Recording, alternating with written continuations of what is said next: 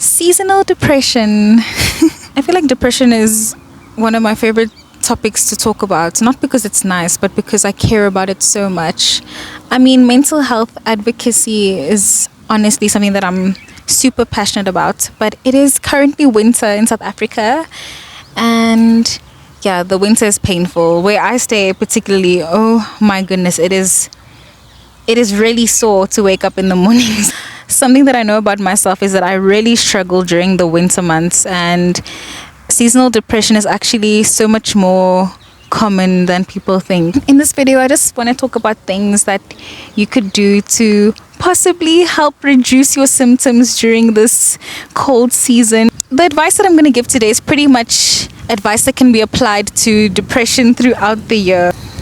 But specifically during the winter months, I've just noticed that doing these things that I'm going to mention has made my experience of winter a little less dreary or a little more bearable. So this is your game plan for beating depression. Number 1, you need to meet your basic needs. The overarching theme of depression in general is that your needs need to be met. Other things that I'm going to be talking about in the video are different aspects of our needs that we need to meet. So obviously, basic need: food, water, shelter, sanitation, things like that. You need to sort that part of your life out if you want to give yourself a shot at surviving the seasonal depression. The rest of the things that I'm going to be mentioning are also basic needs, I think, but I would say that they fall a little bit higher on Maslow's hierarchy of needs. You need to eat healthy. I know winter is the season of comfort food, okay? Eating the food that makes you feel good. And of course, you need to make space for moments like that, because at the end of the day, food is meant to be enjoyed. However, you know that you don't feel good when you are consistently eating unhealthily. That is a fact. When you consistently eat food that is not nutritious, that doesn't give you energy, good quality calorie and protein sources, you know in your heart that you do not feel good, especially if you've been eating unhealthily for an extended period of time. So I need you to try your best to eat as healthy as possible, and of course make allowances for the occasional treat. Next, you need to sleep.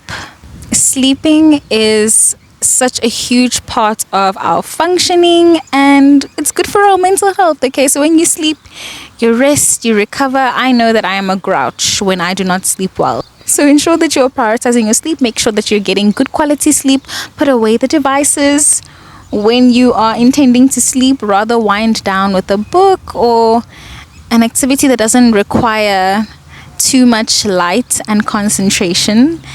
And yeah, focus on your sleep. Focus on getting good quality sleep. You need to move your body. I don't want to call it exercise because I know a lot of people don't like exercise, and when they hear that word, they immediately shut down. You need to move your body, even if it's going for a walk every single day, even if it's dancing in your room, even if it's cleaning the house, because that's also a form of movement. You need to move your body every single day. I am telling you, it makes you feel so much better about yourself. I walk every single day, and a few times a week I'll go on a run, and I feel so accomplished after moving my body. And of course, it releases endorphins and oxytocin and all that good stuff. So you need to be moving your body. Go outside. Vitamin D is a vitamin that you can only get from the sun. You need to go outside and feel the sun on your skin. It feels so good. The winter sun is one of the most comforting feelings ever. Also, it is really pretty outside, so it's something for you to look at instead of the four corners of your bedroom. Look outside, look at nature, see how beautiful that is. It will take your attention away from how cold it is and shift it more to the beauty that is the outside world. And of course, that will make you feel better, hopefully. You need to maintain your social life. Who are the people who help you go outside? Who are the people that you interact with? We know that when your social interactions decrease, your mental health also decreases. We need to interact with other human beings. They don't need to be your friends, okay? But do you go to the store every single week, and is there a cashier who you are familiar with who greets you every time you're in there? Great. That's it. There's somebody else who is aware of your existence and you've seen that person. Good. Social interaction done. But it is important to maintain your social interaction during the colder months. How is your spirituality? Okay, spirituality is super duper important. So, how do you feel inside? How does your soul feel? Are you settled? If not, what can you do? I mean, I know that for a lot of people it's wrapped up in their religion. So, what does your religion say about being more grounded, finding peace and happiness?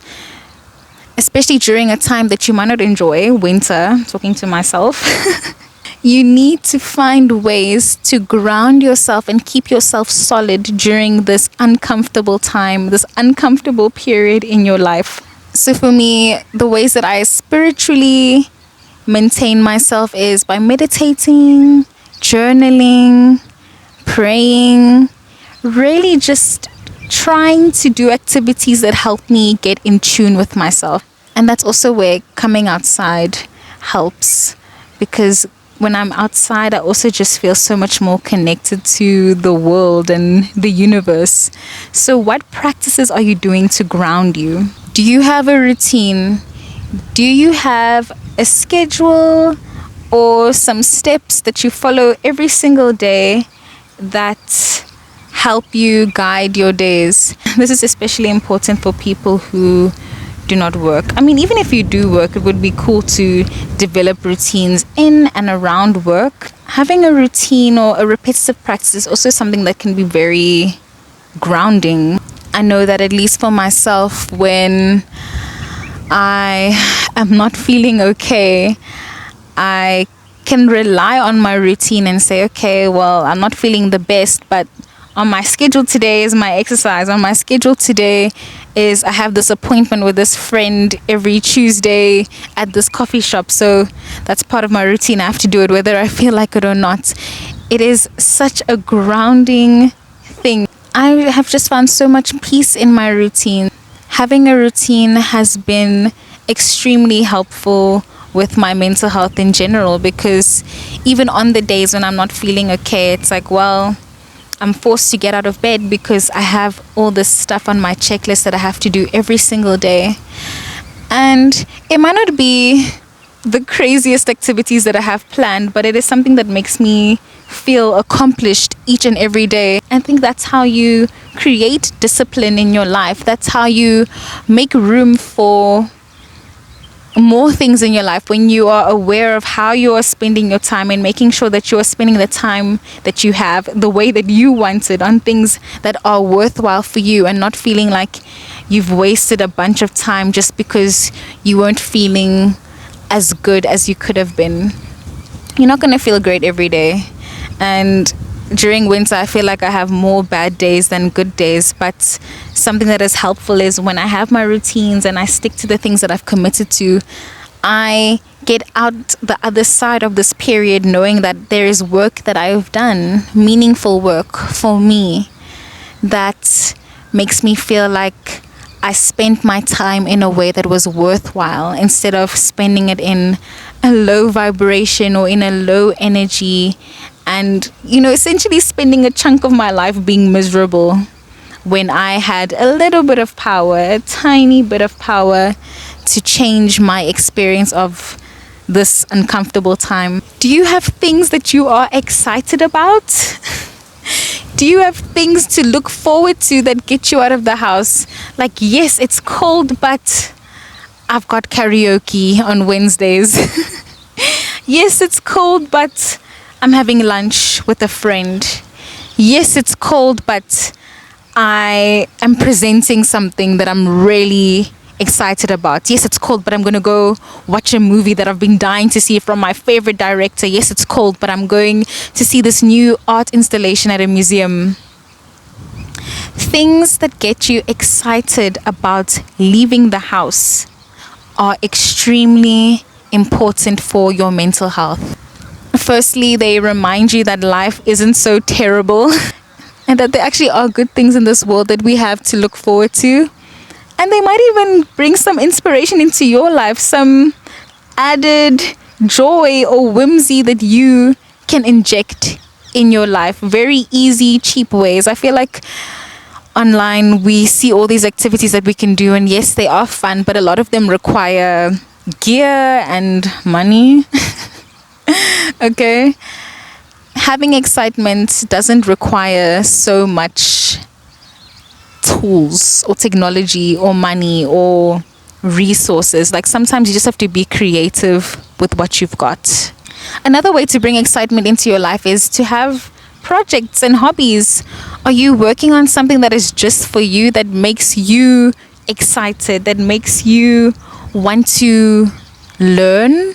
Something that helps you take your mind off things, or something that excites you, that uses up your energy, something that makes you feel alive. Or maybe, if you're like me, not notice and hate the fact that you're alive. Hobbies have been one of my favorite ways to manage my mental health. They definitely are a distraction because I'm so in my head. I am so in my thoughts, and sometimes my thoughts can send me spiraling into corners that I do not want to be in. So having my hobbies provides that peace of mind, something repetitive for me to do, or something creative, or an outlet for me to express myself. And then finally, I would say, do you have the appropriate equipment? When I get cold, I literally feel it in my bones. So do you have the right jackets, blankets? And I know that that is something that costs money, unfortunately. You can go to a secondhand store. I secondhand shop. Like, there's literally no shame in it. Go to a charity shop, because a lot of the secondhand stores charge a premium just because it's vintage. It's popular now to thrift. So I think they've taken advantage of the whole model. But yeah, go to an authentic charity shop and you'll see that there are lots of affordable, decent options for winter gear, like good jackets or boots or pants, things like that. Blankets, a heater if you can get one. I don't use a heater because it just eats electricity, and look, I don't have that kind of money. Seasonal depression is so much more common than you think. Depression in general, the tips that I've mentioned today are tips that you can apply to improve your mental health as a whole in general, any time of the year.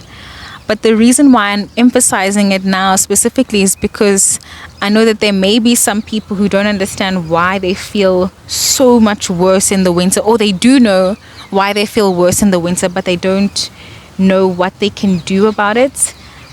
Try some of the things I've suggested and let me know how it goes. But you are going to be fine. You can survive this because you've survived other things in the past. It's okay to have bad days. Don't be mad at yourself. Just show yourself grace. Process it and be like, yeah, today sucks. Today is a sucky day and I don't want to be here. I don't want to be outside. I don't want to do all the stuff that I have to do. But then you go and do it.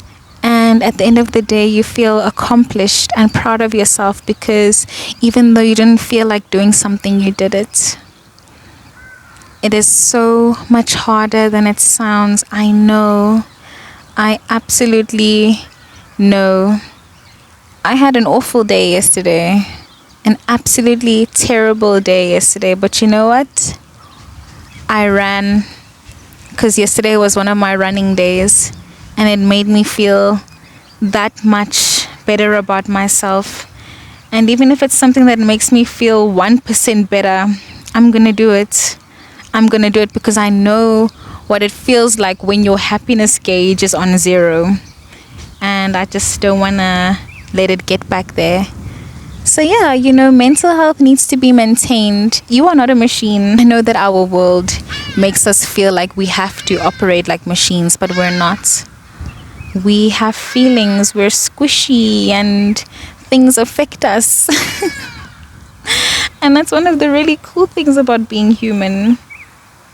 But you also have to look after yourself. You also have to give yourself breaks You also have to be a little bit disciplined, a little bit strict with yourself and say, am I treating myself as good as I could?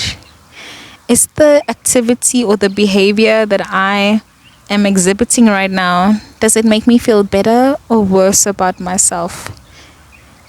And what can I do? How can I change in this moment? How can I feel better about myself? The advice was pretty vague, but it's because we need to play with it. You need to play around with your schedule. You need to figure out what the things that make you feel good and accomplished are. I don't subscribe to a lot of the socialized forms of work and value and things like that. I believe that we as human beings determine what is valuable for us. So ensure that you are doing whatever makes you feel okay every single day, that you are injecting those authentic things that make you feel okay into your daily life. And I can almost guarantee you that you will be a little bit better off this winter season. Anyway, thank you so much if you are listening or watching this video. I am giving you all a big hug. Stay warm and take care.